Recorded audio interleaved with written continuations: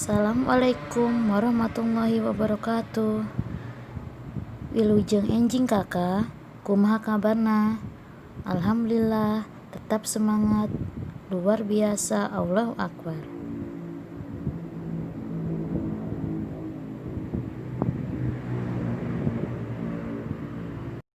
Ayeuna urang rek ngalanjutkeun pengajaran 2, buka halaman 44. Buka halaman 44 atau 44. Nah, di halaman 44 aya nulis. Hiji, nulis deskripsi. Perhatikan ya Kak, perhatikeun. Nulis deskripsi nyaeta nulis dumasar kana kaayaan nu sabenerna. Tulisan deskripsi nyaeta tulisan anu eusina ngajentrekeun kaayaan hiji barang atawa hiji hal. Ngadeskripsikeun hiji hal atawa barang kudu jelas tur kawincik. Titenan contona, anak manuk dina sayang didahan kai keur menta kahakanan ka indungna. Manehna nungguan diparaban ku indungna, sabab acan bisa hiber keur neangan kahakanan.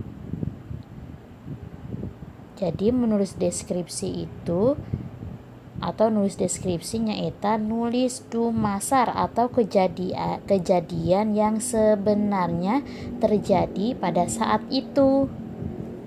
Menulisnya harus dengan jelas serta terperinci ya Kak. Lanjut halaman 45. Halaman 45.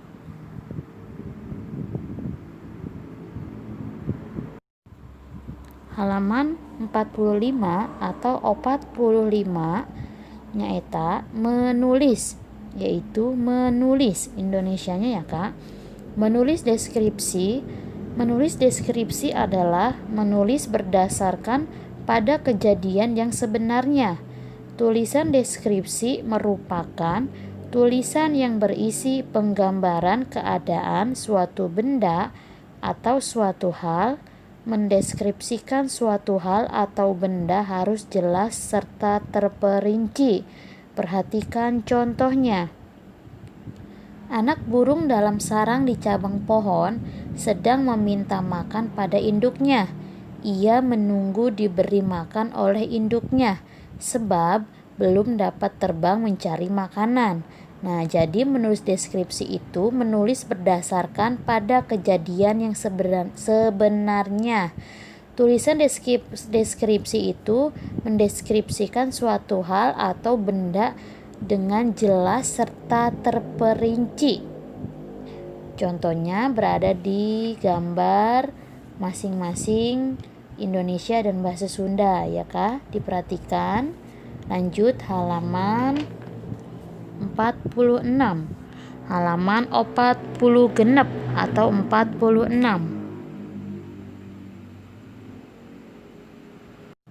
Halaman 40 genep aya 2 kecap panyambung. Titenan dina karangan anu tas diguar ku hidep.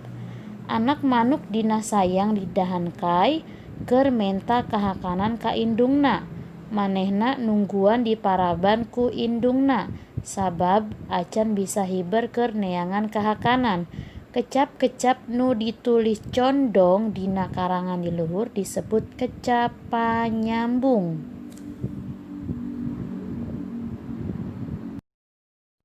Masih halaman 46 atau 40 genep, yang bawah ya Kak, yang bawah yang 3 kecap hareup di. Kecap di lamun dituturkeun ku ngaran tempat atawa nu nuduhkeun tempat ditulis misah disebut kecap hareup. Sedengkeun kecap di lamun teu dituturkeun ku ngaran tempat ditulis ngahiji jeung kecap nu dituturkeunana disebutna rarangken.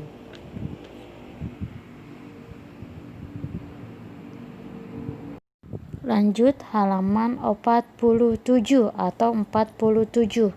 Nah, di sini masih berhubungan dengan kecapa nyambung. Ini bahasa Indonesianya ya, Kak. 2. Kata hubung. Amati karangan yang telah dipelajari olehmu.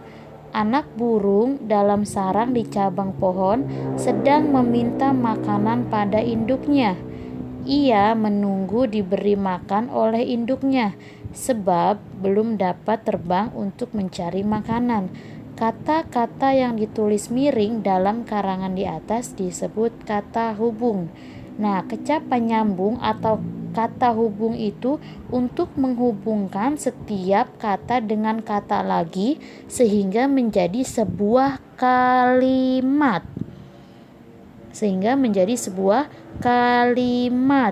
Contohnya, anak burung dalam sarang di cabang pohon sedang meminta makan pada induknya.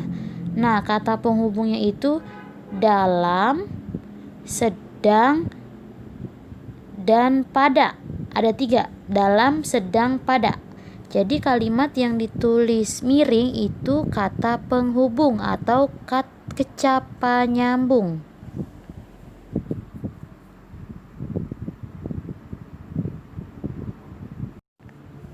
Masih halaman 47 atau 47 yang bawahnya ya, Kak. 3. Kata depan di. Kata di jika diikuti dengan nama tempat atau yang menunjukkan tempat ditulis terpisah disebut kata depan. Sedangkan kata di jika tidak diikuti dengan nama tempat ditulis menyatu dengan kata yang diikutinya disebutnya imbuhan. Jadi jika kata di diikuti dengan kata tempat, misalkan di imah, nah itu disebutnya kata depan dan ditulisnya terpisah, tidak boleh menyambung. Sedangkan jika kata di diikuti dengan nama tempat dan menyatu, nah itu disebutnya imbuhan.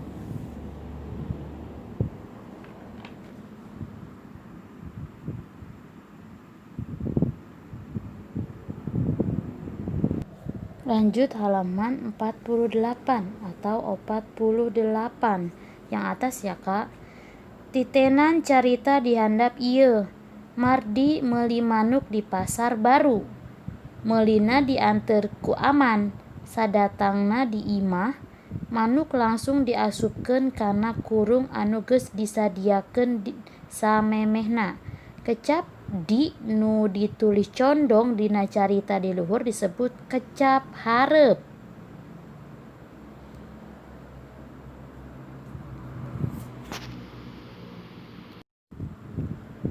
Lanjut halaman 49 atau 49. Perhatikan cerita di bawah ini. Mardi membeli burung di pasar baru. Membelinya diantar oleh Aman. Setibanya di rumah, burung langsung dimasukkan ke dalam sangkar yang telah disediakan sebelumnya. Kata di yang ditulis miring pada cerita di atas disebut kata depan. Kenapa disebut kata depan? Karena kata di diikuti dengan nama tempat ditulis terpisah. Nah, disebutnya kata depan. Tapi jika kata di tidak diikuti dengan nama tempat ditulisnya menyatu, nah itu disebut imbuhan.